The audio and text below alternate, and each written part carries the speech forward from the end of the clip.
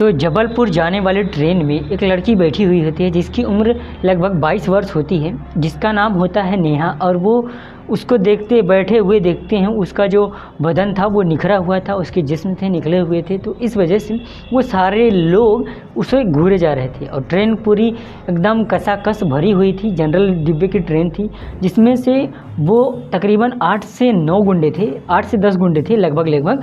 और वो सारे गुंडे उसे घूरे जा रहे थे और अचानक से वो लोगों की नज़र जब उस पर पड़ती है, उसके जिस्मों पर पड़ती है, तो वो लोग उसके साथ कुछ ऐसा हालात करते हैं जिसे सुनकर आपकी भी रूह कांप उठेगी। चलिए आइए इस पूरी घटना के बारे में आप लोगों से बातचीत करते हैं।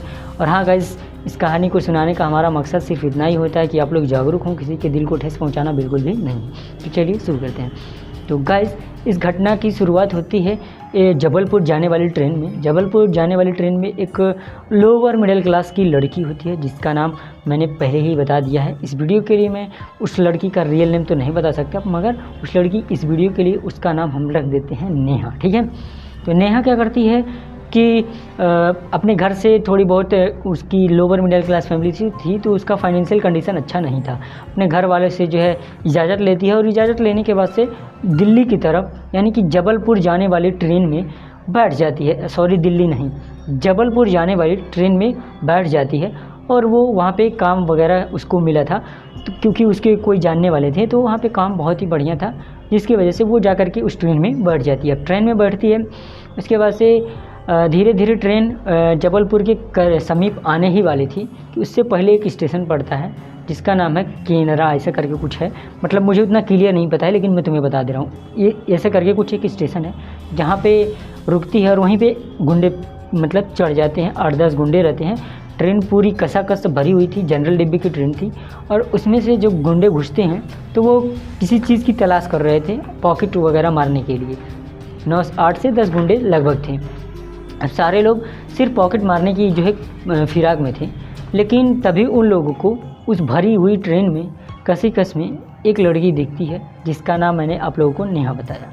अब वो लोग उसे घूरे ही जा रहे थे, लेकिन घूरे जा रहे थे कि तभी जो है समीप आ गया था स्टेशन, जबलपुर स्टेशन जो है समीप आ गया था। तकरीबन 10 किलोमीटर बाकी रह गया था कि तभी बीच में एक जंगल पड़ता है और वहीं पर वो लोग क्या करते हैं, उस लड़की के साथ ज़बरदस्ती करते हैं, ठीक है। अब समझ रहे हो आप लोग, ज़बरदस्ती करते हैं। और वो लेकिन मानने को तैयार नहीं थी। पूरी ट्रेन भरी थी, लेकिन पूरी ट्रेन में से इतने सारे लोग थे, लेकिन किसी ने भी आवाज़ नहीं उठाई, क्योंकि उन गुंडे से सभी लोग डरते थे।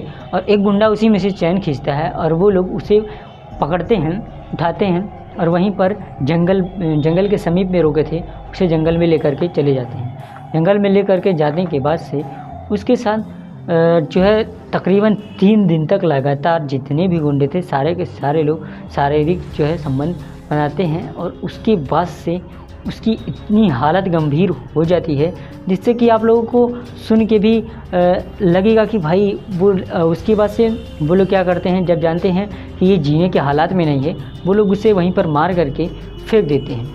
मतलब उसकी गला दबा करके हत्या कर देते हैं। अब भाई 8 से 10 गुंडे थे, उसके साथ इस तरह का बिहेवियर हुआ, लेकिन उसको कुछ भी समझ में नहीं आ रहा था कि मेरे साथ हुआ क्या और मेरी गलती क्या है।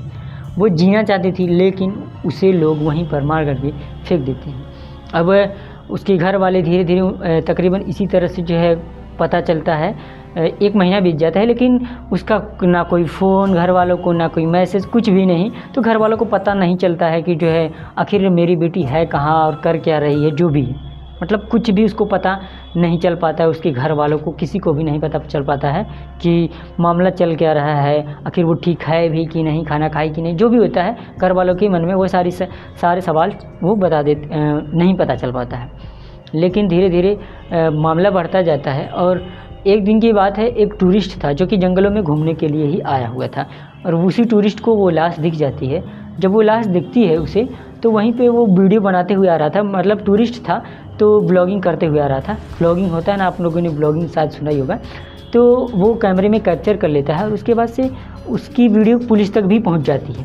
वो वीडियो जब वो अपलोड करता है तो वीडियो पुलिस तक भी पहुंच जाती है और पुलिस जांच पड़ताल करती है कि तभी उसके घर वाले भी देखते हैं उस वीडियो को पूरा न्यूज़ पे चलाया जाता है। और न्यूज़ पे चलाने के बाद से तब पता चलता है उसके घर वालों को, उसके घर वाले कंप्लेन लिखवाते हैं। फिर धीरे धीरे जांच पड़ताल चलती है, लेकिन कुछ भी सुराग नहीं होता है ना कोई। जब पोस्टमार्टम किया जाता है तो उसमें पता चलता है कि इसके साथ जो है बहुत ही बुरी तरह से इसका बलात्कार किया गया है, ये सारी सीन हुई है, उसके साथ बहुत ही ज़बरदस्ती शारीरिक संबंध बनाए गए हैं, काफ़ी सारी चीज़ें होती हैं। फिर जब ये मामला पता चलता है आखिर ये लोग हैं कौन और कौन कर सकता है इसके साथ, तो सारी चीज़ें पता चलती हैं। उसके बाद से उसके पास जो फ़ोन था उसमें उसने एक जो है बहुत ही अच्छी काम करी थी कि सारी की सारी रिकॉर्डिंग्स उसने ऑन कर दी थी, और उसके पास जो फ़ोन था उसके जेब में फ़ोन मिला था पोस्टमार्टम के तौर पे, उसमें जो है पता किया गया तो साइबर सेल वालों को दिया गया और फ़ोन का लॉक तोड़ा गया। लॉक तोड़ने के बाद सारी चीज़ें जो उसमें से पता की गई कि इस फ़ोन में आखिर है क्या क्या। फिर वो सारी रिकॉर्डिंग्स थी जिस टाइम पे उसके साथ ये सारी घटना हो रही थी। उसके बाद से उन सारे गुंडों के जो है फिंगरप्रिंट्स वगैरह जो है मैच करवाए गए और मिले, और उन लोगों को धर लिया गया उसी जो है लोकेशन से। जब सारे लोग जो है पकड़े जाते हैं, अब पूरी जनता की मांग होने लग जाती है कि इन्हें फांसी की सज़ा होनी चाहिए, फांसी की सज़ा होनी चाहिए। जज साहब तमाम गवाहों और सबूतों को देखते हुए क्या करते हैं, उन लोगों को फांसी की सज़ा दे देते हैं। अब दोस्तों इसमें कहानी में कौन सही है कौन गलत है ये तो मैं नहीं जानता, लेकिन मैंने पढ़ा तो मैंने आप लोगों को जो है बता दिया। आप लोग अपनी अपनी राय कमेंट बॉक्स में कमेंट करके बता देना।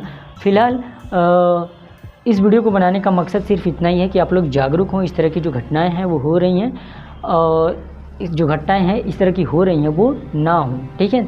हमारे इस वीडियो को बनाने का सिर्फ इतना ही मकसद है कि ताकि आप लोग जागरूक हों। हमारे इस वीडियो को बनाने का मकसद किसी के दिल को ठेस पहुंचाना बिल्कुल भी नहीं है। तो बस आज के लिए नहीं, तो के लिए जय हिंद, वंदे मातरम, bye bye, take care, love you all.